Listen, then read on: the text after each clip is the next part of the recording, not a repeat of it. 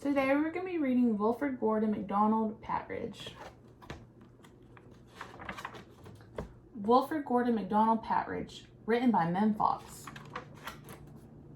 There was once a small boy called Wilfrid McDonald Patridge, and what's more, he wasn't very old either. His house was next door to an old people's home, and he knew all the people who lived there.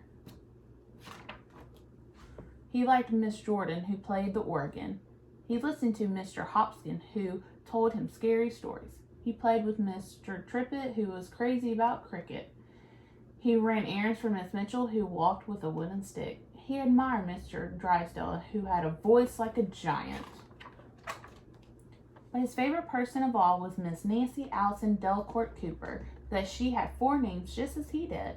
He called her Miss Nancy and told her all his secrets. One day, Wilfrid Gordon heard his mother and father talking about Miss Nancy. "Poor old thing," said his mother. "Why is she a poor old thing?" asked Wilfrid Gordon. "Because she's lost her memory," said his father. "It isn't surprising," said his mother. "After all, she is 96. "What's a memory?" asked Wilfrid Gordon. He was always asking questions. "It is something you remember," said his father. But Wilfrid Gordon wanted to know more, so he called on Miss Jordan, who played the organ. "What's a memory?" he asked. "Something warm, my child, something warm."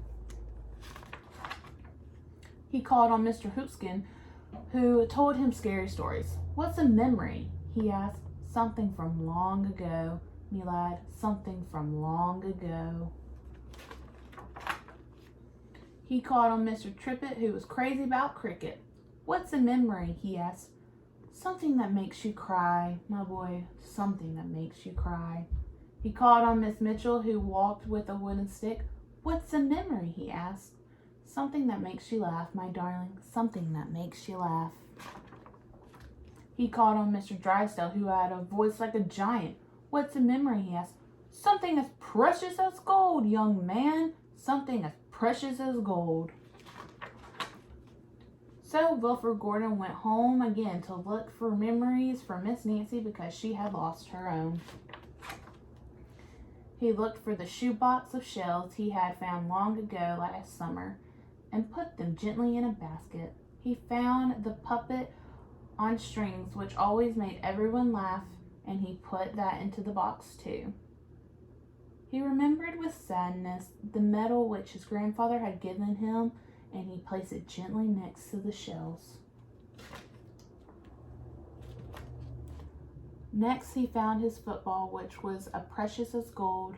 And last of all, on his way home to Miss Nancy's, he went into the hen house and took a fresh, warm egg from under a hen.